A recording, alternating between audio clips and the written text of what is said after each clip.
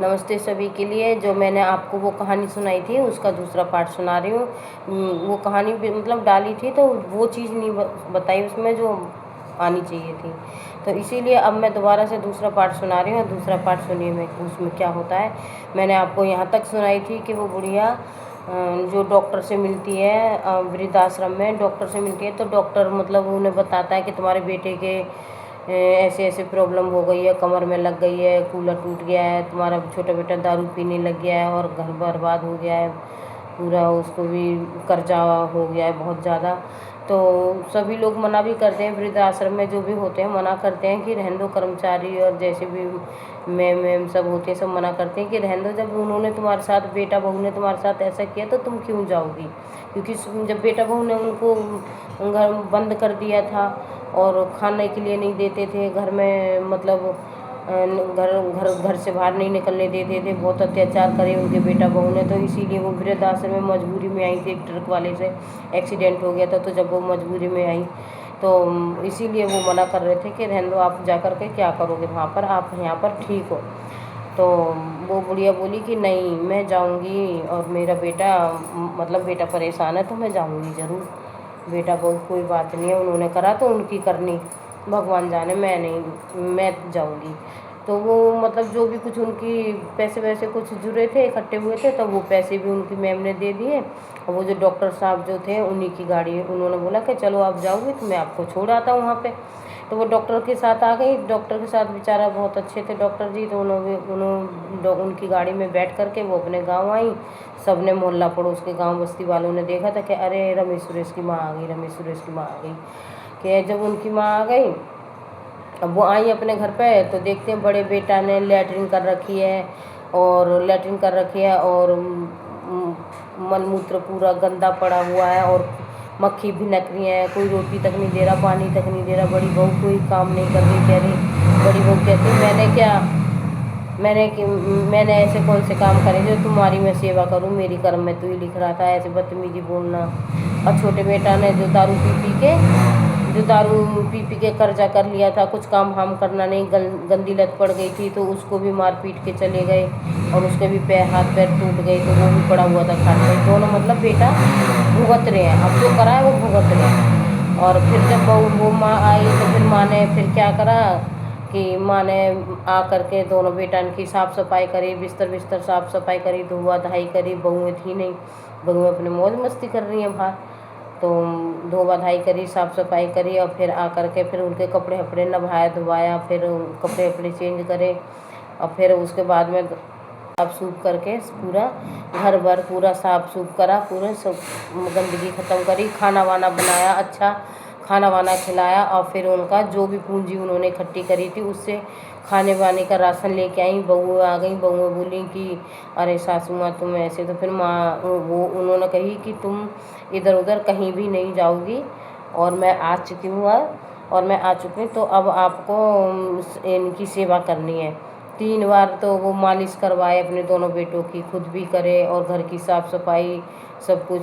और जो कुछ थोड़ा बहुत था वो कर्जा दे दिया उन्होंने, थोड़ा बहुत पैसे थे तो वो कर्जे दे दिए, थोड़े बहुत से राशन वासन ले आई, थोड़े बहुत से इलाज विलाज करे। अब पैसे हो गए ख़त्म, कुछ कर्जे वाले रह गए। अब बुढ़िया बोली कि ऐसे तो काम नहीं चलेगा भाई, अब मैंने तो जो कमाए थे वो सारे ख़त्म हो गए। लेकिन बुढ़िया ने इतनी जगह चली गई कि जमींदार के यहाँ चली गई, मंदिर में चली गई, और वहाँ भी अनाथ आश्रम में भी चली गई, लेकिन बुढ़िया ने अपने बहू बेटा की कहीं पर भी बेइज्जती नहीं करी। लेकिन अनाथ आश्रम में तो देखो सभी ऐसे ही आते हैं, लेकिन फिर भी वहाँ भी थोड़ी बहुत बात बतानी ही पड़ती है। तो जब उन्होंने बताई, अब वही उसके बाद में क्या होता है कि सारी पूंजी ख़त्म होने लग गई, राशन पानी भी ख़त्म होने लग गया, और कुछ कर्जे वाले निपटा दिए और कुछ रह गए। तो उसके बाद में उनने कहा बुढ़िया ने कि भाई ऐसे तो काम नहीं चलेगा। उसने अपने बेटा को, नाती को, पोते को उसने पैसे दिए कि बेटा आप है ना रुई ले आना, और जो काम करती थी जैसे रुई वुई बत्ती बत्ती बनाना, यही काम ज़्यादा करते थे। तो ये लिया ना, और करेंगे तो फिर वही अनाथ आश्रम वाला काम उसने यहाँ पर चालू कर दिया, रुई बनाने लग गई। और जो पैकिंग वैकिंग का सामान होता है, अचार वचार होते हैं जैसे बनाते थे अनाथ आश्रम में, वो यहाँ पर ये करने लग गई, बत्ती बत्ती बनाने लग गई। अब बत्ती बत्ती तो दोनों बेटा भी बैठे बैठे बना ले। मैं अचार बनाए, दोनों बहुओं को काम पर लगा दिया अचार के, तुम बाहर काम करने नहीं जाओगे, तुम घर में ही करोगे। अचार अचार अचार बनाए, अचार की पैकिंग करें, और जो भी काम होता है मतलब पापड़ हापड़ जो भी अपने वहाँ अनाथ आश्रम में करती थी वही काम उन्होंने चालू कर दिया। अब इसी काम से उनको इतनी तरक्की मिली कि उन्होंने घर भी 2 मंजिल बना लिया। बेटा का इलाज करवा के, छोटा बेटा बिल्कुल हाथ पैर उसके सही हो गए, कर्जे वाले पूरे निबट गए, उनके कर्जा पूरा ख़त्म कर दिया। अब बड़े बेटे का तो ज़्यादा दिक्कत थी इसीलिए वो सही नहीं हुआ, पर वो उठने बैठने लग गया था, खड़ा नहीं हो पाता था, चल नहीं पाता था, और इलाज तो उसका चल ही रहा था। और 3 बार 4 बार बेटा की मालिश करना, और अच्छा से अच्छा खाना खिलाना, और न अपने पोते को भी अच्छे स्कूल में भेजना। अब वो सारा सामान तैयार करें, अब पोते से बोले बेटा आप बेच के आओ, बेटा अब पोता अपने बेचने पर है, स्कूल जाए, स्कूल से आकर के फिर अपने जाए बेच के आ जाए सामान, उसका पूंजी आए वो अपने घर में करें। और भैया वही कहते हैं ना कि लक्ष्मी लक्ष्मी होती है, लक्ष्मी की अगर कदर करोगे तो सब कुछ होगा। माँ लक्ष्मी होती है, उन्होंने माँ की उसकी कदर नहीं करी, सास बहू बेटा ने, किसी ने भी, बहू बेटा ने उनकी। अब वो वहाँ से जब उनकी खूब तरक्की थी, सब कुछ था, और जब वो बुढ़िया वहाँ से चली गई तो फिर वो कंगाली पे आ गए, कि ना वो गरीबाई आ गई, कर्जा भी हो गया, बड़े बेटे की भी चोट लग गई, छोटे की भी हो गई दिक्कत, हाथ पैर टूट गए। और यही जो परेशानी होती है, लड़ाई झगड़े होने लग गए बहू बेटा में, न बेटा बहू की कदर करे न बहू बेटा की, यही लड़ाई झगड़ा दारू वारू यही सब होने लग गया। और अब बुढ़िया के आने के बाद में धीरे धीरे फिर वो गाड़ी पटरी पर आने लग गई। बड़े छोटे बेटा ने दारू छोड़ दी, उसका इलाज करवाया अच्छे हॉस्पिटल में, और फिर वो ठीक हो गया। अब बड़े बेटे का भी इलाज करवाया, 2-2 3-3 बार मालिश हो रही है। अब बुढ़िया ने इतना सब कुछ कर दिया, 2-3 मंजिल घर बना दिया सबका, दोनों बेटों का अलग अलग घर बना दिया, और पोते के लिए भी कुछ जमा पूंजी कर करके बैंक में कर दिए कि बेटा ये तुम्हारी पढ़ाई लिखाई के काम आएंगे आगे के लिए। अब बुढ़िया इतना करते करते, संघर्ष करते करते अब बुढ़ापा आ गया बहुत ज़्यादा, और अब बुढ़िया की उम्र हो गई पूरी।